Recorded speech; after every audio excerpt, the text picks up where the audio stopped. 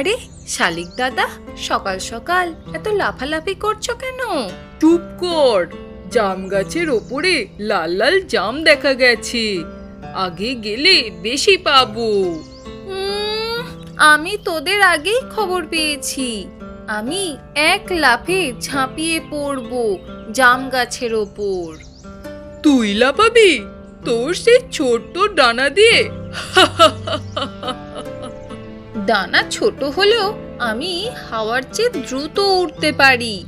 তুই ভারী পাখি, গাছে চড়তেই হাঁপিয়ে যাবি।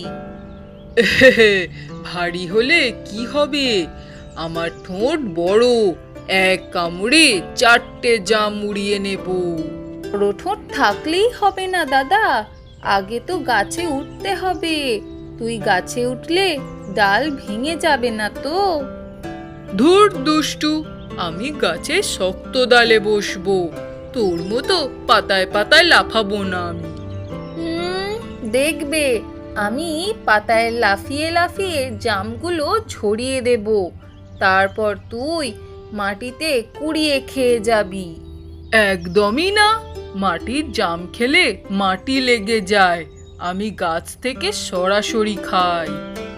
তাহলে আমি গাছের সব জাম একাই খেয়ে নেব, তখন তুই মুখ লম্বা করে তাকিয়ে থাকবি।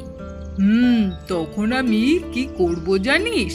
গাছের নিচে মৌচাক থেকে মধু খাবো।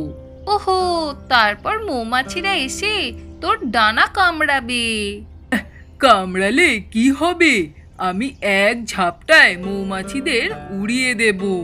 তুই ওদের এক ঝাপটায় উড়িয়ে দিবি নাকি আরো তাদের রাগিয়ে তুলবি?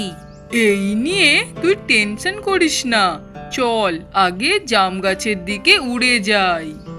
ঠিক আছে, কিন্তু শর্ত আছে, যে বেশি জাম খাবে সে হেরে যাবে।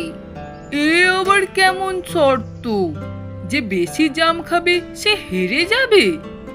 হ্যাঁ, বেশি খেলে ওজন বাড়বে আর তখন উঠতে পারবি না। একদমই না, আমি এক পায়ে দাঁড়িয়ে উঠতে পারি। আচ্ছা বাবা, ঠিক আছে, চল জাম গাছের দিকে যাই, আগে তো পৌঁছাই, তারপর দেখা যাবে। হ্যাঁ হ্যাঁ, চল চল।